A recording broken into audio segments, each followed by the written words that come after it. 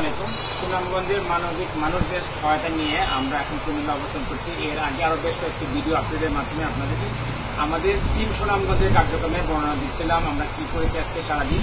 তো আমরা এখন আজকে প্রায় মধ্যরাত আমরা যে ভবনে আমাদের থাকার ব্যবস্থা হয়েছে সেই ভবনে আমরা আগামীকালকে আমরা ফেনী দাগনভূঞা যাওয়ার জন্য আমরা প্রস্তুতি নিয়েছি এবং সেখানে আমরা আগামীকালকে মুড়ি, বিস্কিট, তারপরে খাবার স্যালাইন, বিশুদ্ধ খাবার পানি, মেস লাইট, আমাদের সাথে রয়েছে মোমবাতি রয়েছে, এইগুলো নিয়ে। কারণ আমরা এখনো কিছুক্ষণ আগে গ্যাস ভাই লাইভে আমরা বলছিলেন যে আমরা এখন আসলে পরিপূর্ণভাবে আমাদের যে কার্যক্রম সেটি শুরু করিনি, কিন্তু আমরা যেহেতু কালকে যাচ্ছি একদম খালি হাতে কেমন করে যাওয়া যায়, এই মানুষগুলো হয়তো আশা নিয়ে বসে আছে। এবং আমরা একটু আগে জানছিলাম যে ফেনী দাগনভূঞা আমাদের যে ভাই আমাদের সাথে আছে উনি বলছিলেন যে ওইখানে অনেকেই এখনো পৌঁছতে পারেনি। এবং আসলেও আজকের দিনে আমাদের বাস্তব অভিজ্ঞতা হচ্ছে যে যারা ঢাকা সহ সারা দেশের বিভিন্ন জায়গা থেকে ত্রাণ নিয়ে আসছেন তারা শুধুমাত্র রাস্তার পাশে দিয়ে যাচ্ছেন। এবং আমার সরজমিনে দেখা আজকে একটি অভিজ্ঞতা বলি, আমরা একটি নৌকার পাশে দাঁড়িয়েছিলাম। তো একটা গাড়ি সেখানে ত্রাণ নিয়ে আসলো, ওনারা ওই নৌকাকে বলছিলেন যে আপনার নৌকা করে আমাদেরকে নিয়ে যান। তো ওই নৌকা বলছিল যে আমার কাছে নেওয়ার সুযোগ নেই, উনি বলছেন তাহলে আমাদের ত্রাণগুলো আপনি নিয়ে নেন, কারণ আমরা আর এগুতেও পারবো না, দিতেও পারবো না কাউকে। তো একটা পর্যায়ে নৌকা যখন অপারগতা প্রকাশ করে উনি এখানে আশপাশে যারা ছিল তাদের কাছে ত্রাণগুলো হস্তান্তর করে চলে যান।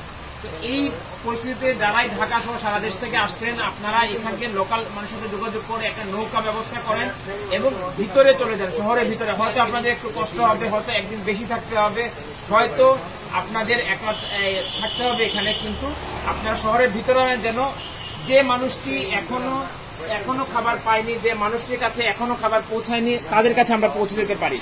এবং আমরা যেটি বলছিলাম যে আমাদের টিম সুনামগঞ্জ থেকে যারা এখনো সংগ্রহ করছেন সুনামগঞ্জ থেকে, তারা যদি আসবেন তাদের সাথে করে আমাদের চাল, ডাল এবং একটা পরিবারকে যেন অন্তত 1 সপ্তাহের খাবার আমরা পৌঁছে দিতে পারি, সেই কার্যক্রমটি আমরা পরিচালনা করব।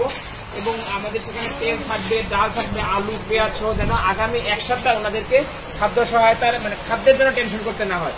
এবং আমাদের আরেকটি পরিকল্পনা আমরা কিছু মানুষকে গৃহ নির্মাণ সহায়তা দিতে চাই। আজকে আমরা অনেকেই নগদ অর্থ সহায়তা দিয়েছি, কারণ অনেককেই আমরা দেখেছি হয়তো শুকনো খাবার পেয়েছেন, তার বাড়িতে কিছু ঔষধ প্রয়োজন, অথবা তার বাড়িতে কিছু